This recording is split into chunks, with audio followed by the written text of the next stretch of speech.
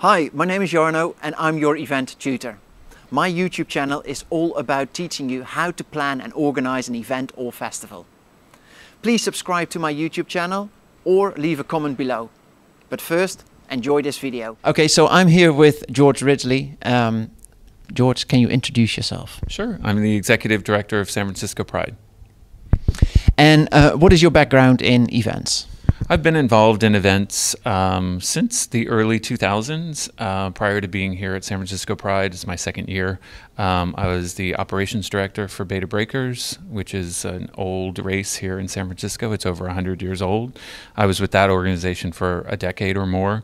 I was also the executive director at Castro Street Fair for many years, and I also started my own private event company during that time, and we produced smaller events, fundraisers for the LGBT Community Center, API Wellness. I've done private contracting work for Salesforce and Dreamforce, and etc. So when you started organizing your own events, where do you start? What is the production process? What is the starting point for you to say, okay, this is how we're going to go about it? Sure. And with the smaller events that I've done, I've typically worked with an organization that was hiring me as a producer. So they already had some sort of an event in mind or some sort of a budget in mind. So that's literally where we would start.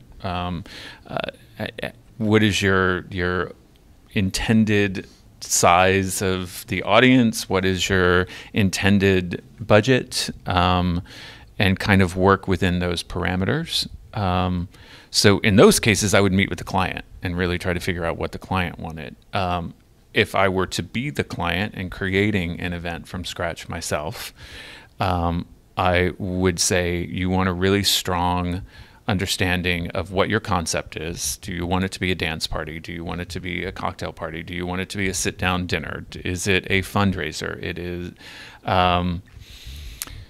live entertainment, DJs. I mean, it's really the culture or the content of the event you need to have an understanding of, and then kind of work from there to find your venue or your space that's going to work within the budget. If you don't have a budget to start with, I think then what you need to do, it all is going to come back to the nature of the event you want to produce and what the cost is going to be of that, and you kind of have to work backwards from there to say, okay, this is how much money we need to raise. Are we going to raise that money through ticket sales?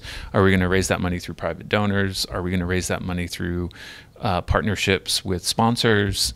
Some combination of those, which is typically what the case is. What would you advise in such a case when there is no money and you're not, let's say, you're not a charity or you're not fighting a good cause? What is the advice you could give to someone to say, okay, well, this is how you raise money properly?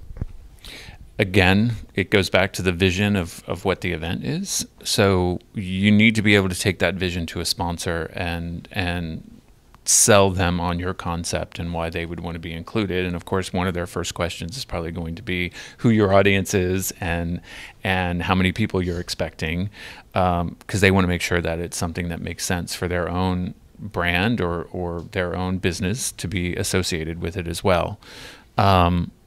So it kind of is the whole chicken and egg of, you know, really what comes first. Is the funding coming first or is the idea coming first? And I think it's always the idea that's going to come first, and you just have to have it fully formed to be able to go out and sell it. And it's a lot of work to just come up with the idea and the base. So you were talking about it all depends on what the objectives are or the goal is of the event. In your current organization, what is the importance of having a specific aim or a goal for your event? What are you trying to achieve, and how do you manage to work towards that?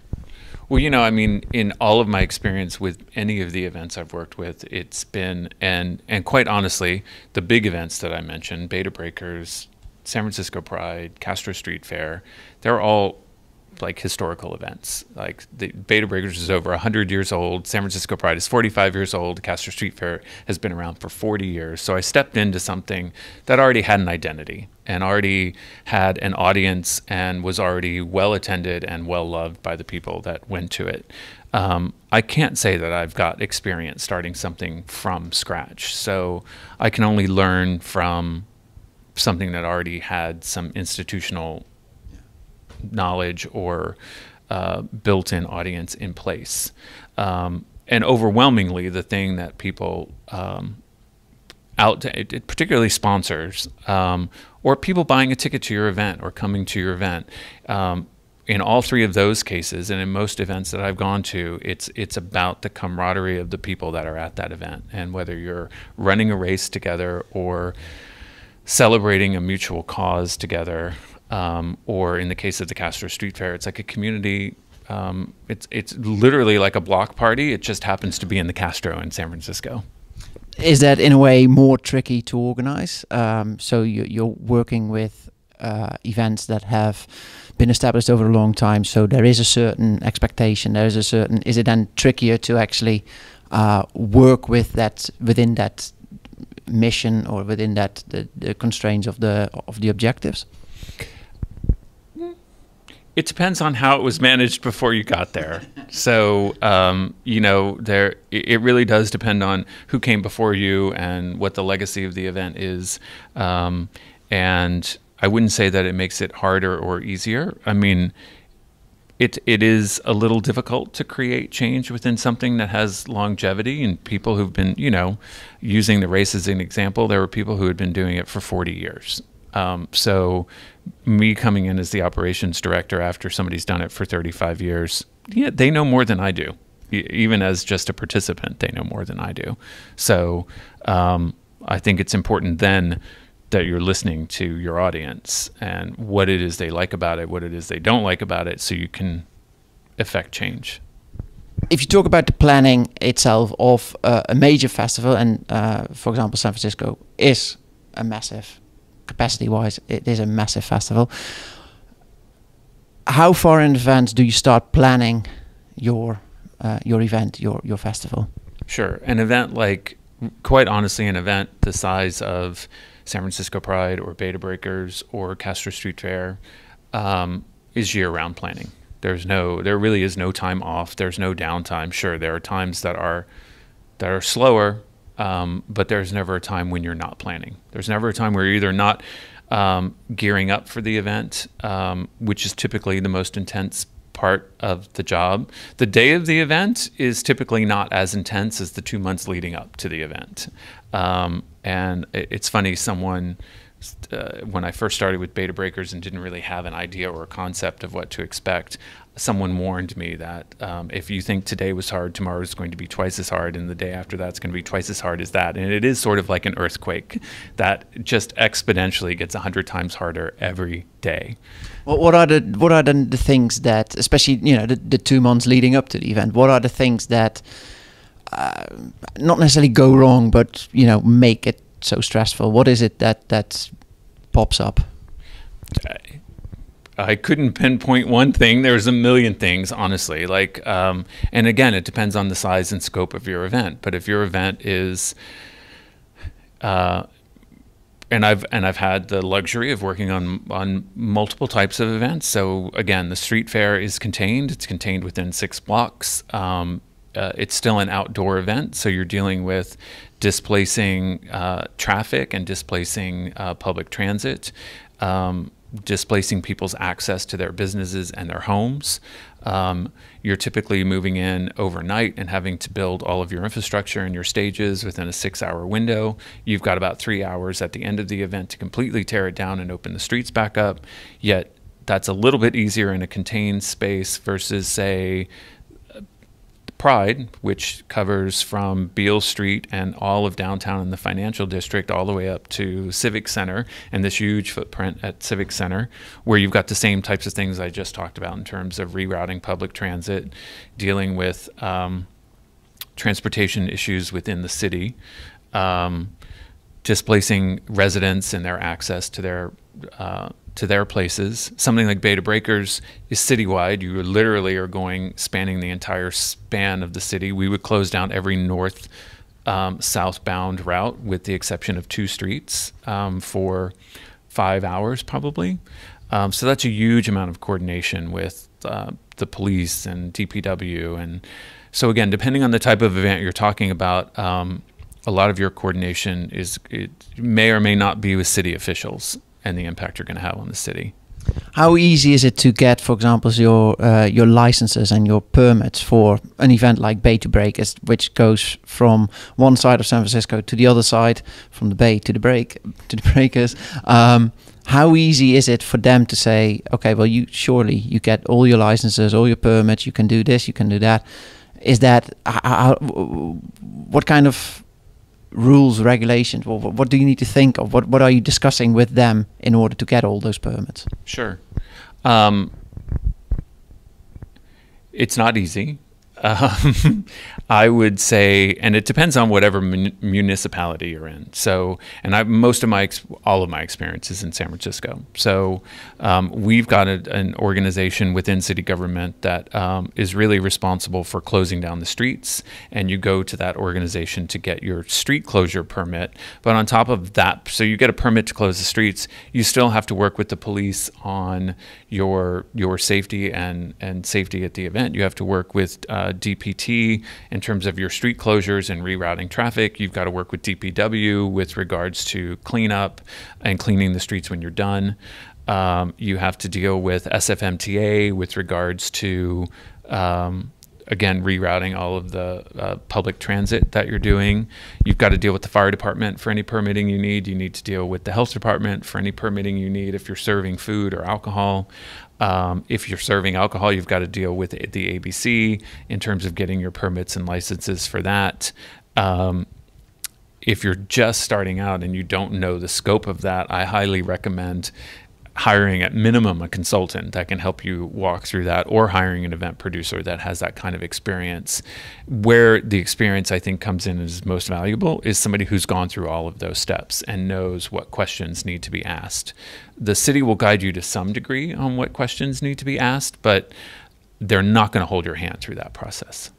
Is the city quite, because San Francisco has plenty of street or block parties, events, festivals, is the city quite open for these kind of events, or is it hard work to convince them that your event is definitely worth, the street closures and all the permits and all the extra work from their side as well? I think they're very open to it. I think the city recognizes that this is a part of the fabric of why people love San Francisco and why they want to come here. Or why they live here and want to participate in these. I think there's something happening every weekend practically. Having said that, the city does have a fine, delicate balance they have to play too. There's quite often times when there are multiple huge events happening simultaneously. The Castro Street Fair's 40th anniversary, I think, was on the same weekend as Fleet Week, Hardly Strictly Bluegrass, a Giants game. There was just so much happening in the city. Collectively, we had shut down what would be normal transit. So yes, they are supportive, but it's still on the event producer at the end of the day to make sure that they are paying attention to all of those details and not relying on the city to take care of those details. When we talk about logistics, so setting up your event site or your festival site, where do you start? How far in advance do you start building up? What goes in first? Is it the fencing? Is it the stage? Where do you start when you build up your event? That's totally going to depend on your event site and when you get access to it and when you've got to relinquish access to it. So for something like the Castro Street Fair, again, we would take ownership of the street at 4 o'clock in the morning, and we would immediately start putting in our stages and putting in our tenting and infrastructure for the event, because 2.5 hours later, your exhibitors start to arrive to set up. The event would start at 11 o'clock in the morning. It ended at 6 o'clock in the evening, and it was our responsibility to have the streets open by 8 o'clock, 2 hours later. So it's a huge turnaround to set that venue up and to tear it down. And then Beta Breakers was kind of a combination of that. So certain areas, like our finish line was on the Great Highway. We closed the Great Highway at midnight the day before the race. So we had the Great Highway for about 8 hours before the race would start to do our setup. But there was other infrastructure, say inside Golden Gate Park, where we might have a day or two in advance that we could start putting in fencing or putting in dumpsters. downtown, the start area, we wouldn't start building that until less than 24 hours prior to the event. So it really does depend on your venue. I have not done events like Hardly Strictly Bluegrass or Outside Lands where they're building in Golden Gate Park and it's a little more contained. I know that they do start doing their build out several days in advance as opposed to overnight. And if you look at the Castro Street Fair, what is the capacity of that particular event? We would estimate that we were getting 40 to 50,000 people at the site, but that includes turnover. So it was a pretty dense fair, but I would say it at least turned over 2 or 3 times through the day. And if you have that amount of people on site, how many members of staff and volunteers do you have for an event that size? That's a really good roughly question. I mean, staff-wise, you're probably talking about 20 or so people, and volunteer-wise, hundreds, if not 1,000. And it really also depends on what needs to be done. A lot of those volunteers are collecting donations at the gates, not necessarily doing something very specific logistically. And any idea how much security you need for an event for 40, 50,000 people? Again, that's going to depend on multiple factors. So it's going to depend on whether you're serving alcohol or not. It's going to depend on whether you've got a mandatory charge at the gate or if it's free and open to the public. How many stages and venues you have, how dense the crowd gets around those stages and venues. Does it depend on what kind of audience you actually have? At least here in San Francisco, part of that decision-making process is not solely on the event producer. That's also up to law enforcement to work with you and for you to present your plan and what you expect your audience to be like and what you expect your content to be like, and they're going to guide you as well on what the expectations should be. Right, so about sponsorship, how important is sponsorship for an event or for a festival? I mean, I think it's extremely important. And again, I'm going to go back to depending on what your mix of income is and whether you want it to be, is this a free event that you want everybody to be able to attend? Is this a ticketed event? Do you want the cost of producing the event to be borne completely by ticket sales? Or do you want to have it be a mix? And typically it is some sort of mix, whether people are donating at the gate or paying at the gate. So your sponsors play a huge role. And I think the challenge for sponsors and for event producers is to then come up with a compelling way for them to be a part of the event, and to feel like they are part of the fabric of the event. How do you establish that? How do you are they, for example, are companies contacting you, or are you contacting companies or organizations? How does that process work? Typically both. I would imagine for a new event, you're going to do a lot of outreach because they're not going to know to contact you. But if you are an established event, you've got people, fortunately, knocking on your door and saying, we'd like to be involved. And that certainly has been the case in all of the larger events that I've done. In the smaller events, you do tend to do a little bit more outreach. When you do outreach, what is the key message? What is the advice you can give? How do you get your event to be sponsored by a company? What is a company interested in? What do they want to hear from you? Right. I'm going back to what I said early on, and that is like really understanding what it is you're creating and having a compelling story to tell, and a compelling story to tell about why they should be involved in it. And then I would look for partners that make sense. If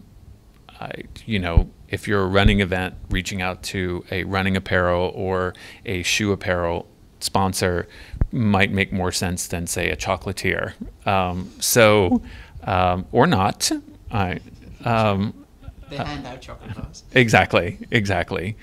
But if that's the case and you're pitching them, it's also awesome to go to a sponsor with an idea of something really cool that they could do and why they should do it for you. One thing that I've often experienced with sponsorship in general is there are companies out there that have a great product, and they will approach you and say that and this is more of a warning than anything else, they will approach you and say, oh my God, we want to give you 1,000 chocolate bars to give out. And isn't that great? And everyone will love the chocolate bars.